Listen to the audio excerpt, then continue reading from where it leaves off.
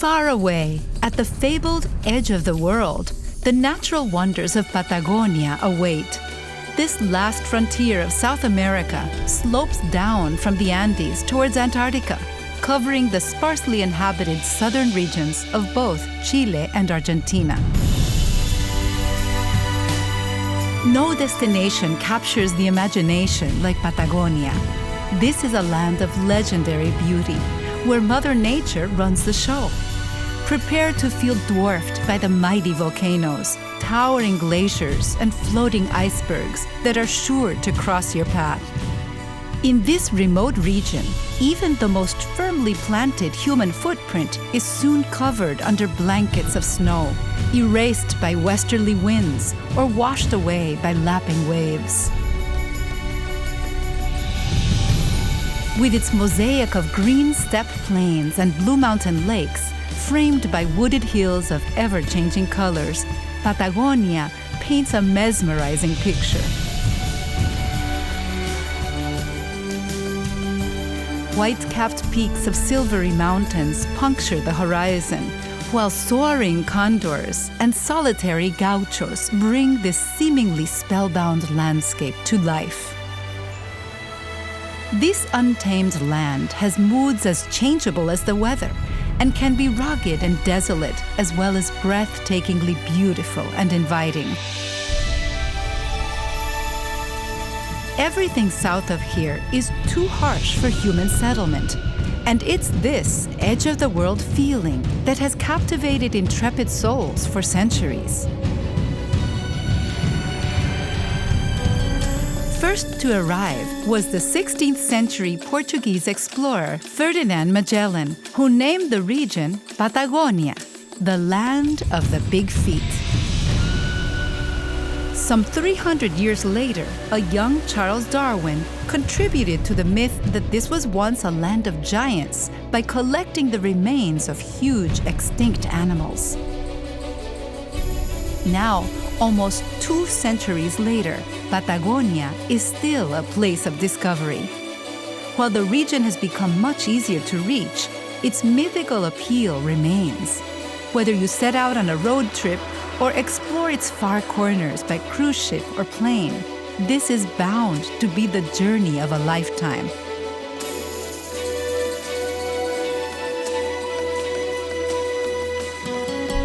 On the Argentinian side, one of Patagonia's most relaxing day trips takes you from sleepy San Martín de los Andes to Villa La Angostura. Simply follow the scenic road of the Seven Lakes, which takes in 2 water-rich national parks.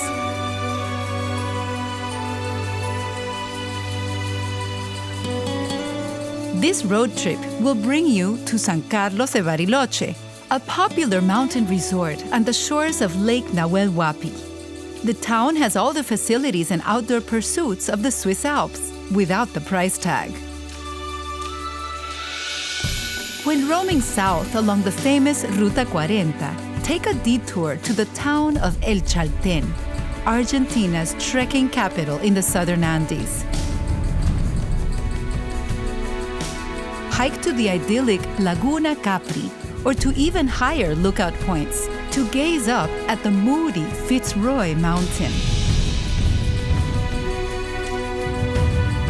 Other trails provide scenic views of the jagged peaks of Cerro Torre, which only few dare to climb.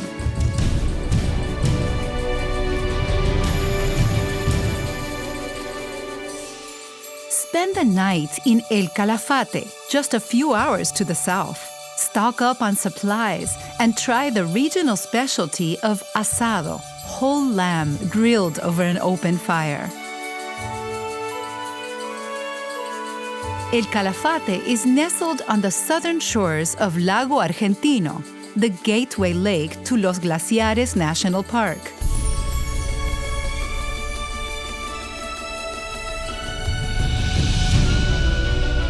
Embark on an epic journey to one of nature's greatest gifts, the Perito Moreno Glacier. If ice trekking over its slippery surface doesn't warm you up, perhaps a whiskey on the rocks will. From the safety of a nearby viewing platform, observe the ever-changing face of its terminus, which reaches some 200 feet above sea level. This glacier is the world's third largest freshwater reserve.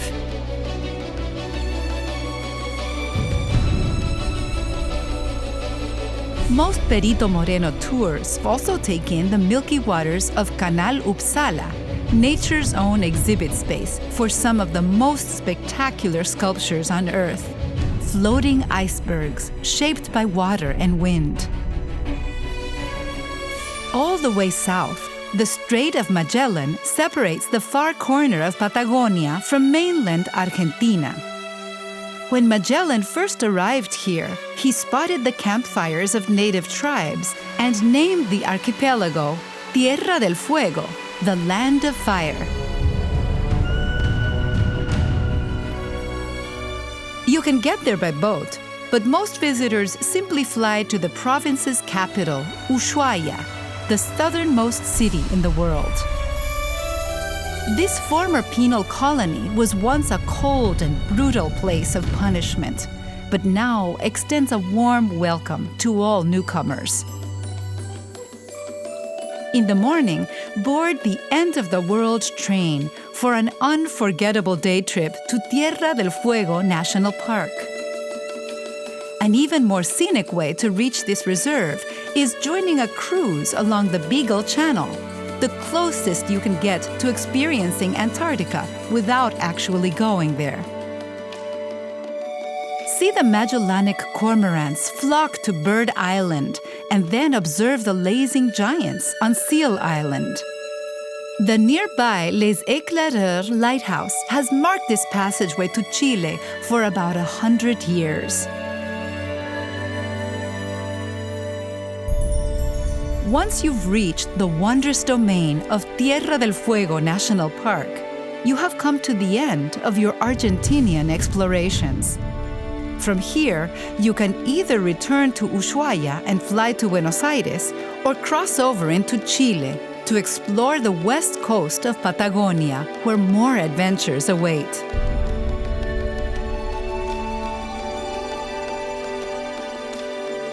On the Chilean side, you can find fascinating historic and cultural attractions in pretty colonial cities, such as the regional capital, Punta Arenas. After a day of sightseeing in the outdoors, warm up with the local flavors that await in the region's inviting restaurants.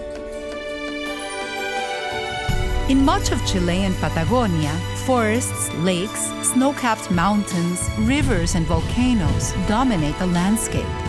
With more than half of this gigantic region declared a protected wilderness area, you'll find untouched nature everywhere you go. On your way north, take a little detour to the Milodon Cave. This prehistoric shelter held the remains of a giant ground-dwelling sloth and other huge extinct species. It was discoveries like these that sparked Darwin's theory of evolution by natural selection. Not far from the cave, the granite peaks of Torres del Paine loom over Chile's windswept tundra like towering castles in the sky. This dramatic national park is brimming with lakes in many shades of blue and green, some with distinctive white banks and others that spill out into gorgeous waterfalls, such as Salto Grande. Continue north until you spot the spectacular outline of the Osorno volcano.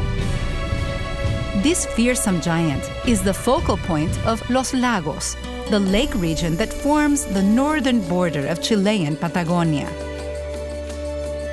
Straddling the opposite shore of Lake Yanquihue is the small town of Puerto Varas, a good place to end your Patagonia expedition. After collecting some mementos, you can either return to Bariloche in Argentina by crossing the border via the lakes, or drive north for a stopover in Pucón and Villerica before flying out from the capital, Santiago de Chile. travel to the land that time forgot, to walk in the footsteps of early explorers, or make a new discovery all of your own. This magical wilderness at the far edge of the world reminds us that we are just temporary spectators of nature's infinite beauty.